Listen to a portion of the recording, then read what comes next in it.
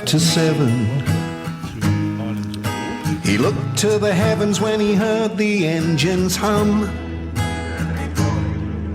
A sky full of planes and each one with a bomb. And they're gonna wanna drop them. Encapsulated this beautifully, and you know, this little segment we'll call Waiting for the Hour, to set some of the scene for our listeners. May 1944, let's take Guernsey initially. We're starving, we're exhausted, but there's a sense of waiting. Skies are full of aircraft, the beach is full of obstacles, and the people are full of rumours. And there's a sense, Nick, there's a palpable sense in all the diaries and folklore that spun out of the occupation that something is coming. People can feel something, can't they? Yeah, the diaries go a bit weird in May 44. All of them. It's really strange. I mean, Ord writes that the year is slipping by and nothing has yet happened, because they've all been hoping and praying that they're going to get liberated sooner rather than later. Particularly the build-up of aircraft, Allied aircraft that they've seen, and the number of raids on shipping and things like that. Which, although it's annoying because their supplies are getting sunk, they're kind of conflicted because. On one hand, they're really annoyed that stuff's getting sunk, so they're running out of everything. Well, they'd already run out of everything. It was just they couldn't actually get anything by this point, really. No, that's an interesting point. But really, in 1943, if we step back a whole 12 months, the situation has got worse, but it was bad in 43. Yeah, It's this real... And all the diarists, we must make clear to people, they don't really connect with one another. No, with the exception of Louis Guilmette, Ambrose Robin and Douglas Ord, because Robin and Guilmette do go to Ord's services, so they hear him speak, and he's got some interesting stuff to say, which we're going to cover in this episode. He got up to some stuff that could have got him in a lot of trouble, but we'll get to that in a wee while. But so they certainly Guilmette and Robin know each other because they're both in government, and they work about 200 meters away from each other. And then actually by this point in the war, they're in buildings next door to each other. Okay. So there's a sort of a synergy there where they could be sort of picking up from one another and replicating this in their diaries, but it's more widespread than the diary. Yeah, so it's the man in the street or the woman in the street is waiting and waiting for something. Look, it's almost like waiting for a storm to break. It is, yeah. There's a palpable sense that something is going to happen, but also there's a bit of a worry about what that's going to look like. Yes, what's the cost of it? Well, in a number of ways, they're worried about the Germans are ramping things up, and they're worried about what happens if the Allies try and take the islands back. Quite rightly, they're worried about it, because as I've mentioned before, that some of the plans involved days and days of bombing with 700 aircraft involved, which thankfully never happened. That would have been devastating. There would have been a huge loss of life, which is why it never went ahead. Were there any leaflet drops at this time? Yeah, we've got some of that coming up. Right, yeah, good. So they're slightly scared about that, but they're buoyed by the idea of, if France gets liberated, maybe the Germans will just give up. Unfortunately, we know that's not the case. Yeah. And they're also slightly amused by what some of the antics the Germans are getting up to, because they're doing absolutely pointless stuff at this point. They're digging holes all over the shop for no apparent reason. But is this a sort of not routine exactly, but an application by the German officers to keep their men busy? I think there is an element of that, because we know that there were quite a few of them that were quite disillusioned, and particularly in Jersey, where they came close slightly later on to having an uprising of some of the troops there. So yeah, I think there's an element of that. I mean, there were quite a few of the officers that were disillusioned. Yeah, I mean, many of these people we mentioned in the past have gone or tried to get home for leave and personal reasons, and either couldn't get home because the infrastructure's been bombed and smashed up, or they've lost their families. And so there's a sort of almost two tribes here. There's the civilian population with their concerns, and then there's the German military, especially the other ranks. They have their concerns, and the two things are a remarkable sort of stew boiling up, isn't it? And there's accounts of the Germans being, the Germans being slovenly in their approach. Their saluting's not up to scratch. There's loads of orders that come out. It's just a really weird time. They can all sense something is coming. Everyone can feel it. Yeah. That's basically the message that you get from the diaries. But also, there's a lot of the diaries that don't contain very much. Very unusual. Yeah. I think partly it's fatigue in some cases, because Ord writes that, hands, feet, indeed the entire body remains as chilled as if it were winter. Because unusually for May 44, the weather is actually pretty crap as well. Yeah, well, it's been a very, very hard winter, and they're barely out of it in May. Yeah. And this comment by Ord about chilled as if in winter, long-term malnutrition, starvation does start to affect people's cognitive abilities. And so, I think some of the more peripheral diaries we've looked at, Ruth Ozanne, for example, this depends on how they've been edited, but there's weeks and weeks go by with no entries. I think she's only got 2 entries in the whole of May. Yeah. And very little in April in her diary, and likewise some of the others as well. But I mean, you've got to look at it, and they're down to 3 ounces of meat a week. Yeah, that's not even not good quality meat, and that's not even an El Cheapo burger. I mean, that's like 3/4 of a really rubbish. So what's happening? What's happening in Jersey then? Is it a similar scene over there?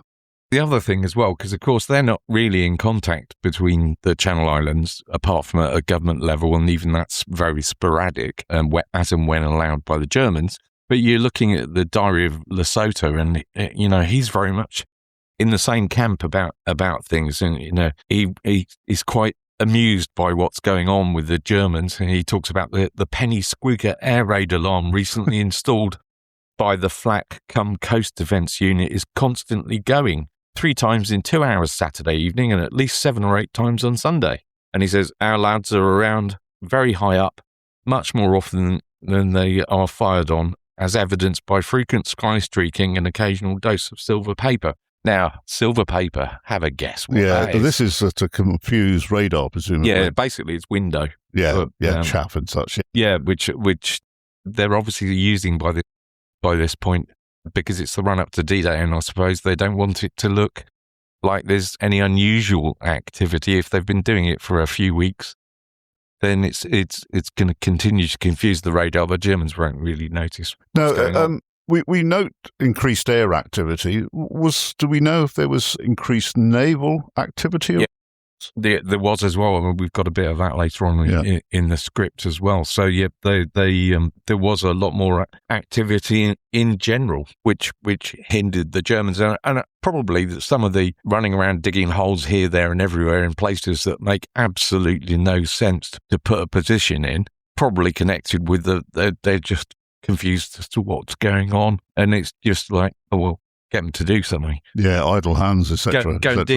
Well, I mean, Ord talks about the Cambridge Park. They're digging holes next to the trees. He seems a bit bemused by quite what. And bearing in mind, he was a military man. Yes, he'd been in the service, so he understood, military tactics to an extent. And he was very confused. I mean, they're putting obstacles all over the place on the beaches. There's an order that comes out on the 1st of May saying you mustn't tamper with any of the poles that we've put in the fields, and we talked about those last month. In the April 44 episode, you mustn't tamper with them. There was a good reason, because a lot of them had mines attached to the top of them. So if you did tamper with them, they were likely to go off. And this is to prevent, or sought to prevent, glider landings. Yeah, prevent glider landings or parachutists, that kind of stuff. So just events on the continent around time.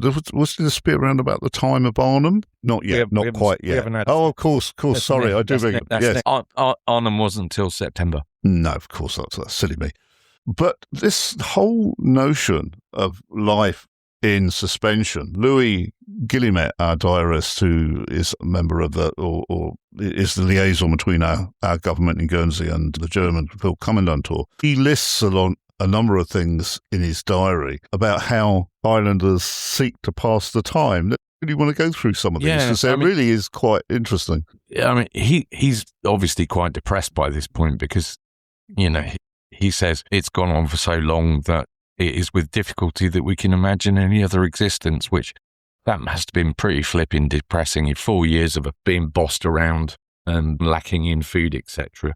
But what follows in his diary is, it's probably one of the most revealing passages of the entire diary, actually. It's almost like he's being some sort of sociologist or something like that. He lists out the things that they've been doing to try and keep themselves busy, tending gardens for food. Well, obviously that's for food as well as for keeping themselves busy. Cycling to amateur shows. So we've talked before about the fact all these theatre groups, etc., spring up, some better than others. Yeah, and some still in existence, I think. Yeah, absolutely. And it can be quite entertaining, actually, reading some of the reviews in the Guernsey Press. If you go to the Pereira Library and read the Guernsey Press, or I've got a large collection of them at home, you read some of the reviews and they're quite entertaining. Some of the reviews in the diaries are quite entertaining about the quality of them. But I mean, and he's talking about also drinking liqueurs at 1 and 5 and cognac at over £2. That's like 90 quid. Yes. For a drink. Yeah. Now,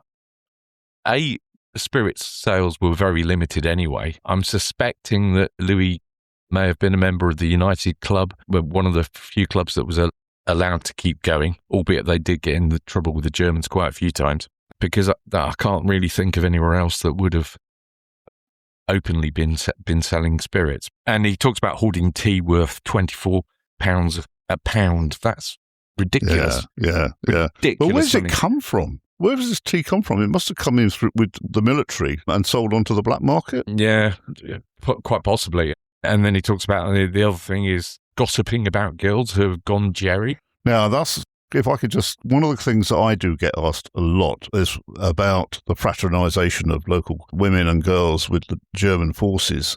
I think at this point it's safe to say that we can say, yes, it did go on to a degree, but it's something I think that we'll look back on in depth when we eventually get to liberation. Yeah, absolutely. Yeah. Then the other things he lists are reading heavy political works, which if you're already fairly depressed, I can imagine would not lift the mood, shall we say. Listening to gramophone records, well, that's if you've got needles for your gramophone. Yeah. Dancing at Lancrest Lodge and at Sunnycroft, which are a couple of places that we mentioned. Well, Lancrest Lodge is just across the fields from where we're actually sitting. And now an over 55. Yes, it was a beautiful sort of Art Deco building, and they knocked it down and put something approximate back in its place. But yeah, the Lancrest Lodge. And he talks about taking rare hot baths at friends' houses. So yeah, it's quite an interesting portrait of what was going on in some sort of attempt at normality, trying to be civilized. Yes, it's to try and maintain that sort of civility and also try to keep one's mind ticking over as well. Yeah. I would think as much as anything. Absolutely. Now, petty tyrannies, the occupiers, the Germans, are becoming even more and more petty. We thought at some point it would level out, but it just gets more and more absurd. Yeah, and I think this is all part of the whole thing has just gone a bit weird. But all the diarists are talking about the occupation authority becoming more and more arbitrary. We've got an example here. A young couple cycling together is stopped by a fell gendarme. Ordsfairly thinks this is all fairly grim. The word of a fell gendarme is law. Another boy's arrested for whistling. They'd always be in England. And Ord notes to himself in his diary, well, I do that.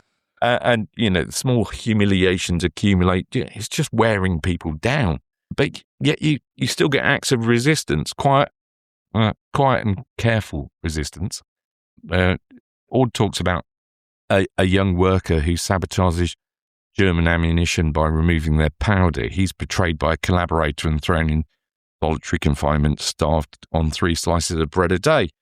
Now, Ord's thinking about his own imprisonment in 1918 as a prisoner of war and the painful experience that was for him, and he's worried about this poor chap. Now, I think I know who this is that he's talking about. I can't be certain, but I'm probably, if I was putting it on a scale of 1 to 10, I'm 9 out of 10 certain. he's actually talking about George Fuller. George Fairbrush. And it wasn't quite what Ord thought. So because this chap was deported on the 12th of May, 44. He lived in the Vale, not far from here. He lived in the Marais.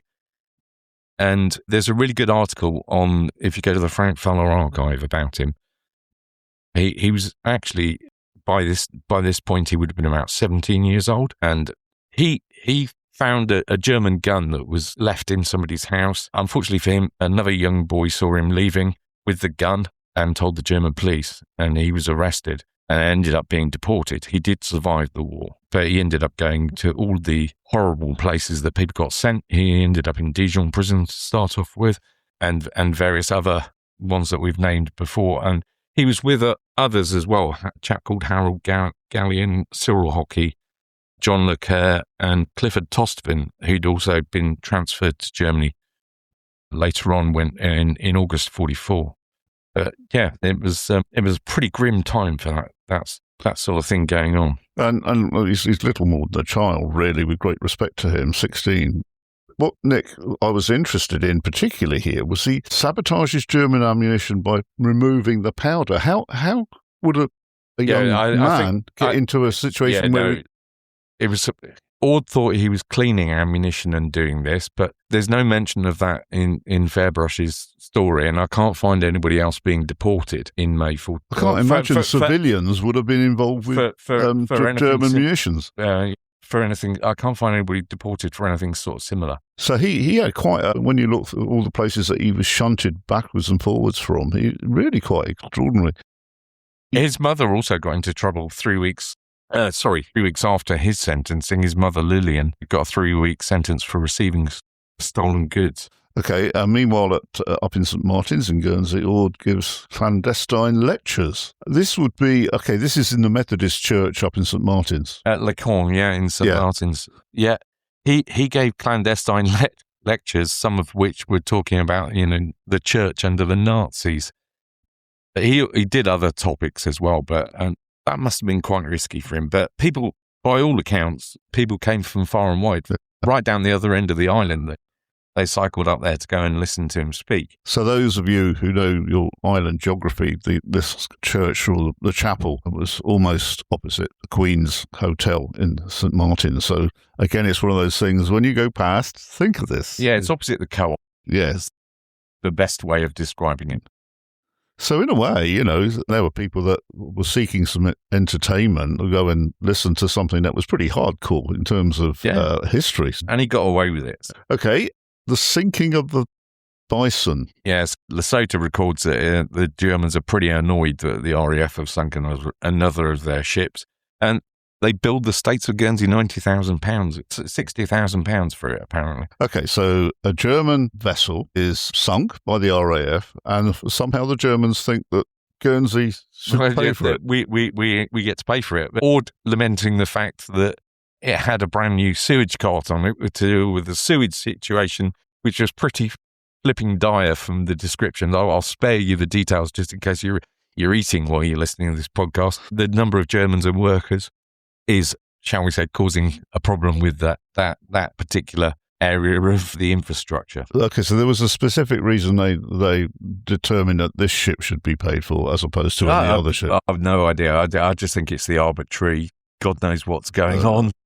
Seems a bit random, but okay. And air raids and a canary that sang. Yeah. So what have we got here? Well, by late May, things are really hotting up in terms of aerial activity, and Louis Guillemette records in his diary that his house accidentally gets peppered along with other nearby homes while the anti-aircraft guns firing at low-flying British planes. Then they get a major air raid with at least 16 aircraft identified by the Germans as American Thunderbolts attacking Fort George. We know they're after the radar. More of that in the June episode. And houses are hit, anti-aircraft fires pretty deafening by all accounts. Then one afternoon, Ord watches a formation of Allied planes suddenly wheel and dive towards Fort George. This seems to be a separate incident. This could be typhoons, actually. Ord talks about machine gunfire rattling across the harbour and shrapnel raining down into his garden. Now, bearing in mind, his garden is quite a long way away from he's at the top of the Row Haze. So he's what? That's got to be 3/4 of a mile away from the harbour. Well, easily, maybe a mile. Yeah. So he said, and he notes as well that the siren doesn't sound until long after the attack. So really, I know Overlord, D-Day, was the landing on the French coast, but really D-Day has started, hasn't it? This is the prelude. Well, yeah, we're right in the front line. Well, bearing in mind as well that D-Day should have happened earlier. It was the crap weather in May 44 and early June that really messed it up. So they were really ramping things up. And Ord talks about in one shattered home, a canary continues to sing in its mangled cage following an air raid, a tiny symbol of resilience. Yes, a great metaphor. Well, I'm sure it actually did happen. Yeah, I mean, these raids, Nick, then they were quite surgical, weren't they? They were. With the equipment of the time, of course. Yeah, absolutely. You know, with the equipment that they had to hand, they were going after German positions. They were being very, very careful. Some of the raids were timed early in the morning because they wanted to avoid civilians being out and about.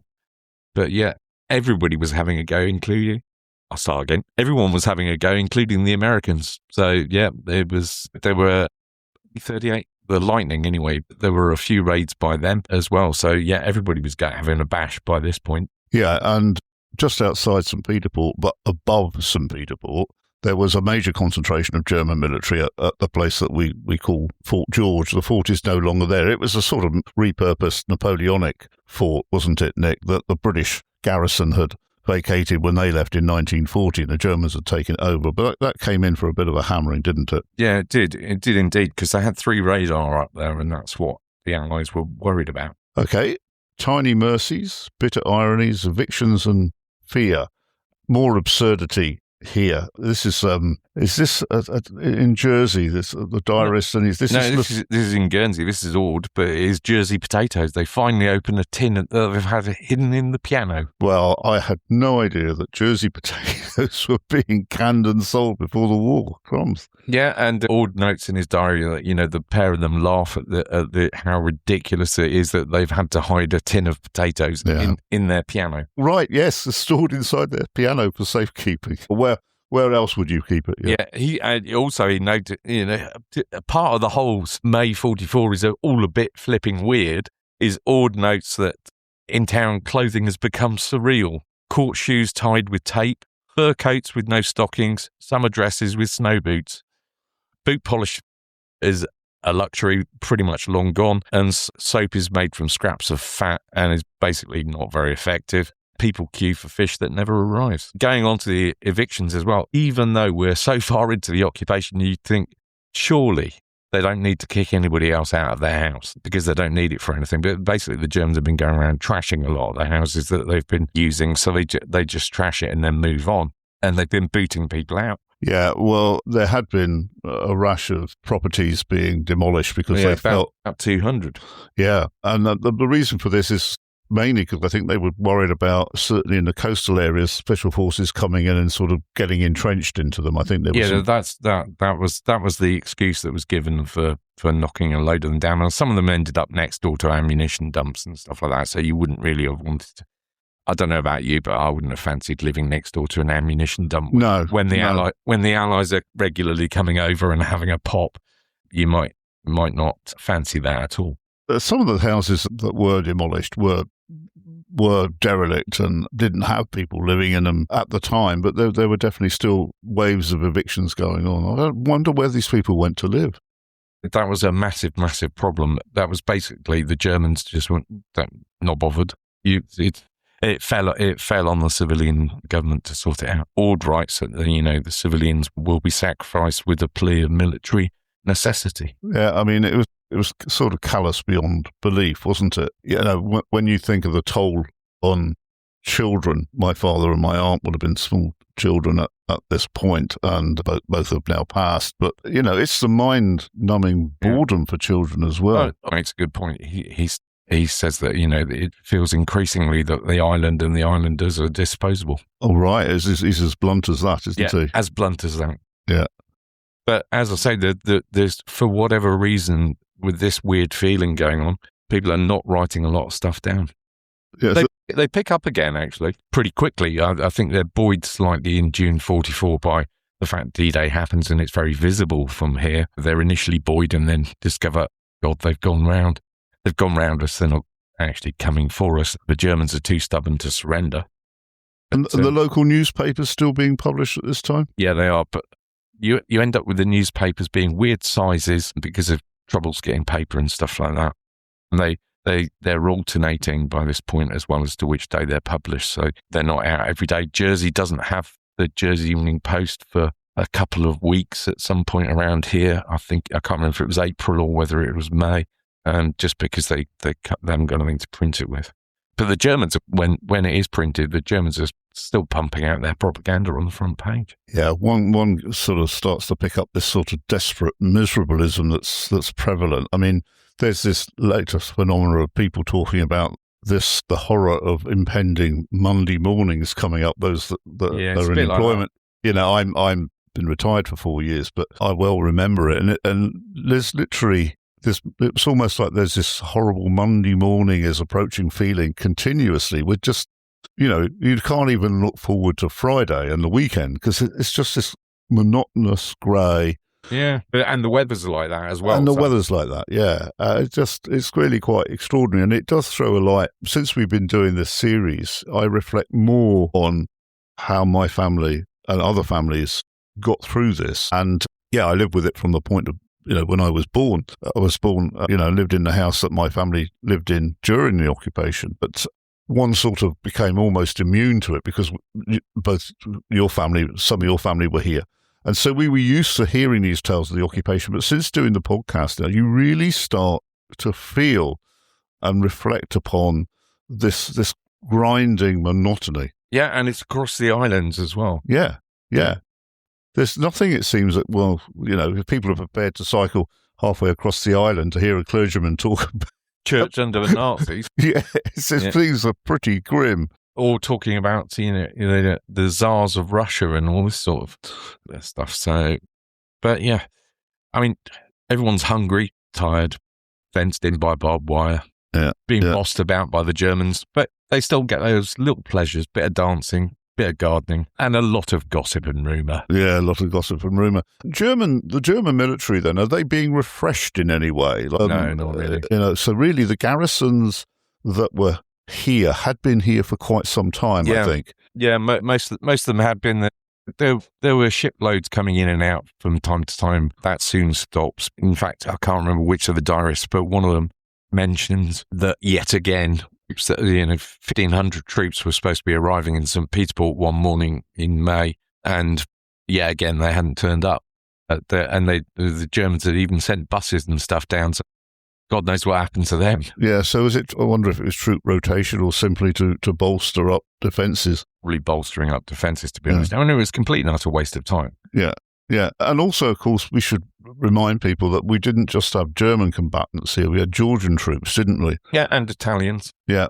And the Georgian troops was stationed primarily along the south coast of clifftop areas of Guernsey, and they were really, really quite savage people. I mean, I remember this would be in the very early 70s at the family I used to deliver newspapers to when I was a paper boy at the end of the 60s. And one of the gentlemen told me that he'd always been interested in languages and he could speak a bit of German. And his name was Mr. Le Chiminal.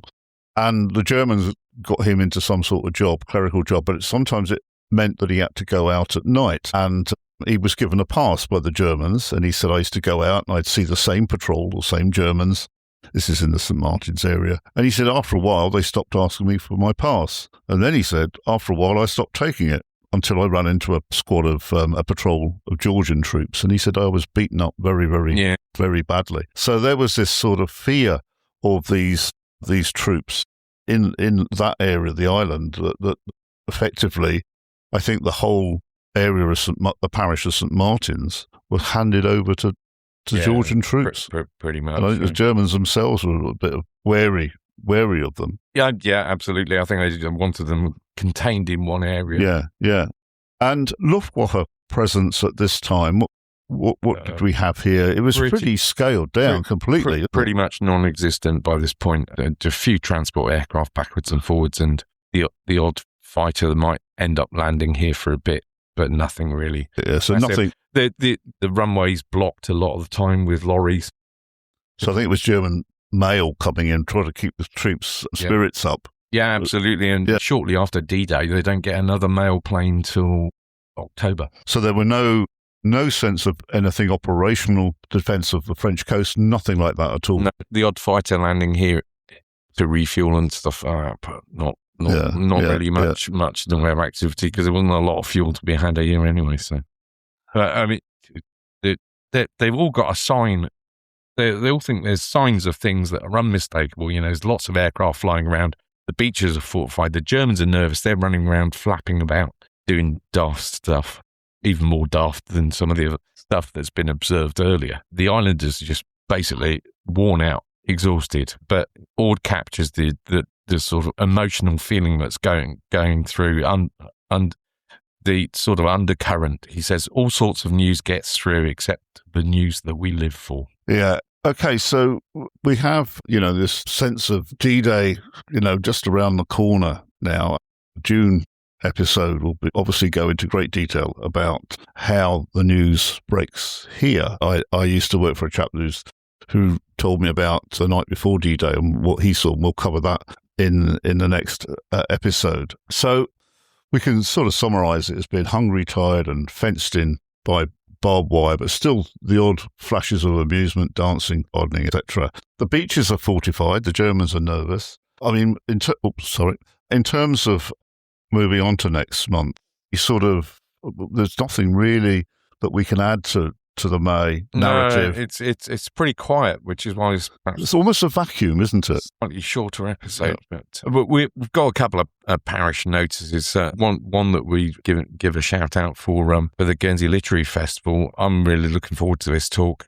Professor Gilly Carr's in conversation with Rob Rinder, talking about deportation, internment, and the aftermath. I think that's going to be a great talk. Yeah. That's on the 7th of May from 4:30 to 5:30. You can get tickets if you just Google Guernsey Literary Festival. You'll find it. I'll put a link in the show notes. And I've been asked to chair a discussion about. Excellent. I did that last year. Really good fun. Yeah, I'll be doing one about. It is Second World War related, and I'll talk about that more in the next episode. The other thing is, Nick and I for 2 years, I've been a member of the Channel Island Occupation Society, and I'm delighted to remind people that Nick has now joined the committee for the society. The society is well worth considering. You can have overseas memberships. If I'm going to give out the web address, it's www.ciosguernsey.org.gg. I think we can put that link out. Yeah, I can put it in the show notes. We have had a